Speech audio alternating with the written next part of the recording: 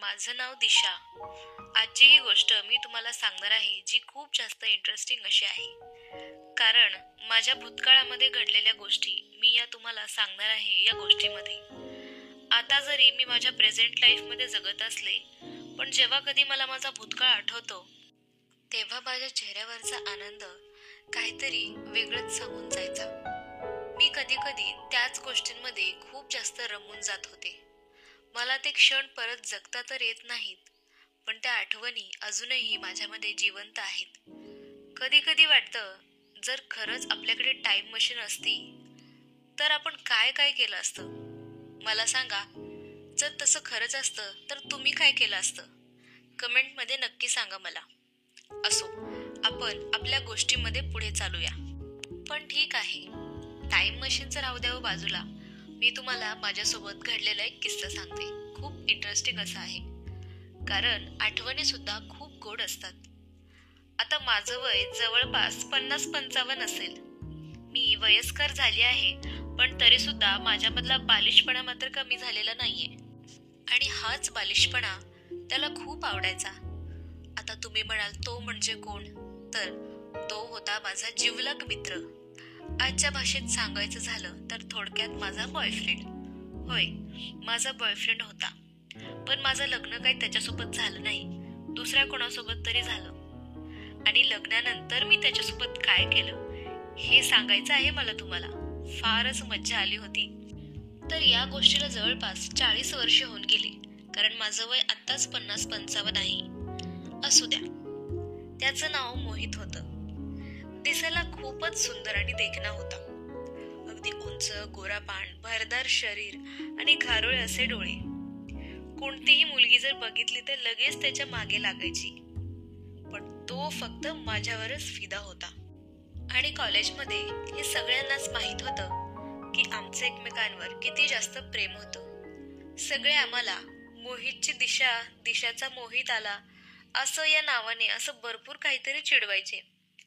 आम्हाला काहीच वाटत नव्हतं, कारण आम्हाला तर खूप मस्त वाटायचं, म्हणून आम्ही कोणाला काहीच बोलत नसायचो. मोहित माझ्या बाबतीत खूप जास्त पॉझिटिव्ह होता. मी कोणत्याच मुलाशी बोललेलं त्याला अजिबात आवडत नसायचं. त्याने सगळ्या मुलांना सांगून ठेवलं होतं, हे बघा, ती तुमची वहिनी आहे आणि त्यामुळे तिच्याशी बोलताना जरा जपूनच बोलायचं. हा, आता तो जरा श्रीमंत घरातला आणि राजकारणी घराण्यातला होता, त्यामुळे सगळेजण त्याला टरकूनच असायचे. आणि म्हणूनच माझ्या कोणी नादीच लागत नसायचं. सगळं काही छान चालू होतं. पण एकदा माझ्या वाढदिवसाला त्याने मला सरप्राईज द्यायचं ठरवलं. तो मला एका रूमवर घेऊन जाणार होता आणि आम्ही सेलिब्रेट करणार होतो माझा बर्थडे. पण त्यानंतर त्याच्या डोक्यामध्ये नको त्या गोष्टी करायचा प्लॅन होता आणि मला ते अजिबात मान्य नव्हतं. मी त्या गोष्टीत तयारच नव्हते. मी त्याला सांगितलं, हे सगळं करण्यासाठी आधी आपण लग्न करायचं आणि मग या गोष्टी बिनधास्तपणे करायच्या. पण लग्नाच्या आधी मी ही गोष्ट करूच शकत नाही. आणि या गोष्टीचा त्याला खूप राग आला. मग मी त्याला जवळ घेतलं आणि मिठी मारली आणि त्याला किस दिली. मी जेव्हा त्याला किस दिली तेव्हा तो मला म्हणाला, तुला जर करायचंच नसेल तर मग किस का दिलीस आणि इच्छा का जागवतेस मग माझ्या? मग मी म्हटलं, अरे तू चिडला आहेस म्हणून मी तुला हे केलं. जेव्हा मी मोहितला किस केलं तेव्हा कोणीतरी लपून माझा आणि त्याचा फोटो काढला आणि माझ्या भावाला पाठवला. यातलं मोहितला पण काहीच माहित नव्हतं की तो मुलगा कोण होता. माझ्या भावाने जेव्हा तो फोटो बघितला तेव्हा तर त्याच्या तळपायाची आग मस्तकातच गेली होती. माझ्या भावाने लगेच मला कॉल केला आणि विचारलं, तू कुठे आहेस आणि काय चालवलं आहेस? तो खूपच रागात माझ्याशी बोलत होता. मी घाबरले आणि म्हटलं, काही नाही, मी येते घरी. आणि मी तातडीने घरी निघून गेले. मोहित सुद्धा मला काहीच म्हणाला नाही, कारण तो सुद्धा घाबरला होता की आता पुढे काय होईल आणि काय नाही यातलं आम्हालाही काहीच माहित नव्हतं. घरी गेल्यावर बघते तर काय, सगळेजण माझीच वाट बघत होते. आई, पप्पा आणि माझे दोन्ही मोठे भाऊ आणि सगळेच खूप रागामध्ये होते. मी घरात गेल्यावर माझ्या भावाने लगेचच माझ्या कानाखाली मारली आणि तेव्हा त्याला कोणीही अडवलं नाही. उलट माझी आई बोलली, आणखीन 2 कानाखाली मार हिच्या, तिने आपली इज्जत घालवली आहे. आणि बसताना माझ्या बाबांनी कोणाला तरी कॉल केला आणि म्हणाले, तुम्ही उद्याच या, आपण सगळं काही उद्याच ठरवू सगळं. बाबांनी कोणाला कॉल केला हे तर मला समजलं नाही, पण त्यांच्या बोलण्यावरून वाटत होतं की आता माझं काही खरं नाही. दुसऱ्या दिवशी सकाळी आईने मला लवकर उठायला सांगितलं.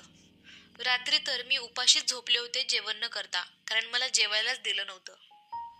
मी तशीच उपाशी झोपले होते. मला वाटलं आता परत मला काहीतरी बोलणे बसणार आहेत सकाळी सकाळी, पण तसं काहीही नव्हतं. आई तर माझ्याशी एकदम गोड बोलत होती आणि मीही विचारात पडले की ही अचानक एवढी कशी काय बदलली. मग मला समजलं की त्याच दिवशी माझं तर लग्न लावून देणार आहेत आणि म्हणून दुसऱ्या दिवशी सगळे माझ्याशी नीट वागत होते, कारण मी त्या पाहुण्यांसमोर वेगळं काही बोलू नये म्हणून. आणि माझी इच्छा नसतानाही माझं लग्न लावून देण्यात आलं. मुलगा अमेरिकेत जॉब करत होता, सगळं काही चांगलं होतं, पण माझी इच्छा नसतानाही माझं लग्न लावून देण्यात आलं आणि लग्नानंतर मला तिकडेच सेटल व्हायचं होतं. मी मोहितला कॉल करू नये म्हणून माझ्या भावाने माझा फोन त्याच्याजवळच ठेवला आणि मला माझा फोन दिलाच नाही. आणि एकदाच माझं लग्न झालं आणि मी अमेरिकेला निघून गेले. तब्बल लग्न झाल्याच्या 6 महिन्यांनी मी भारतामध्ये परत आले. आता माझ्या लक्षात नाही, पण कोणता तरी सण होता आणि त्यामुळेच मी भारतामध्ये आले होते आईकडे. मी तब्बल 6 महिन्यांनी आले म्हणून घरचेही मला काही बोलले नाही. उलट माझी चांगलीच चौकशी करत होते, कशी आहेस म्हणून. मीही त्यांना पाहून खुश झाले होते. शेवटी काहीही झालं तरी ते आपले आईबाबाच तर होते. ते त्यांच्या लेकराचा विचार कधी चुकीचा करणार नाहीत. जरी त्यांनी माझं लग्न असं बळजबरी लावलं तरी सुद्धा मला चांगल्याच ठिकाणी बघून दिलं. मी भारतामध्ये तब्बल 1 महिना राहणार होते आणि त्यानंतर अमेरिकेला जाणार होते, कारण पुन्हा पुन्हा यायला मला जमणार नव्हतं आणि मला मोहितला भेटायचं होतं. होय, मी अजूनही त्याला विसरले नव्हते.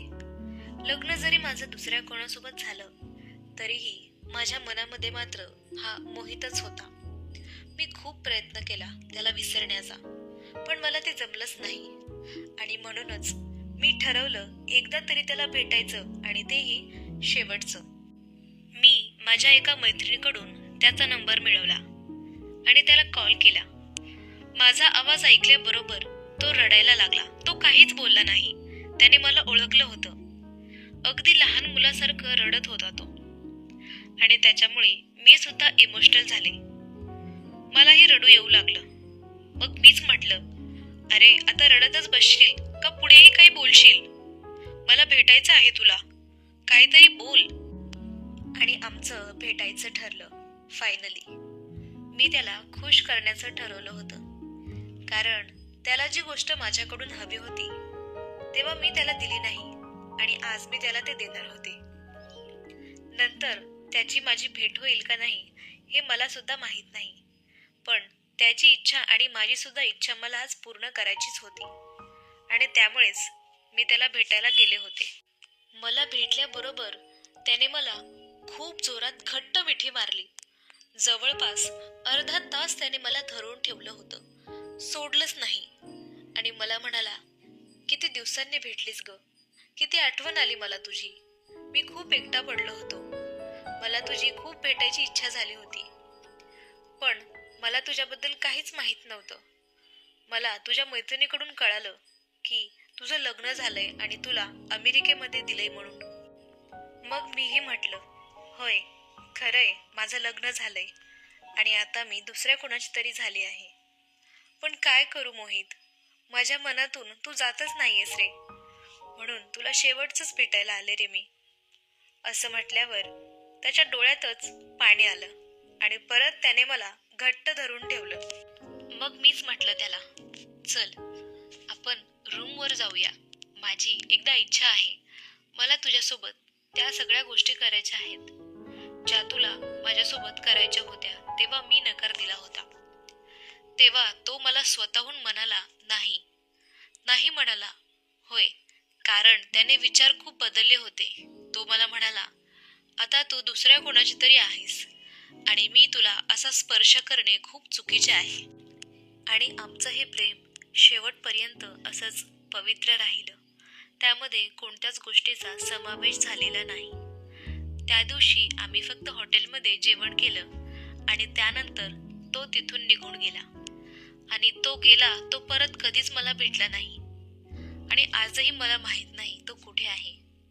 आणि अशा पद्धतीने आपली ही छोटीशी गोष्ट इथेच संपते. हा होता माझा भूतकाळातला एक छोटासा अनुभव जो मी तुम्हाला सांगितला. मित्रांनो, तुमच्यासोबत असं कधी घडलंय का? तुमचं प्रेम सुद्धा असंच अर्धवट राहिलंय का? असेल तसं काही तर मला कमेंटमध्ये नक्की सांगा. आणि हो, मी एवढे छान व्हिडिओ बनवते, तुम्ही आपल्या चॅनलला सबस्क्राईब का करत नाहीत बरं? पटापट सबस्क्राईब करून टाका. ठीक आहे, भेटूयात आपण पुढच्या व्हिडिओमध्ये. तोपर्यंत बाय बाय.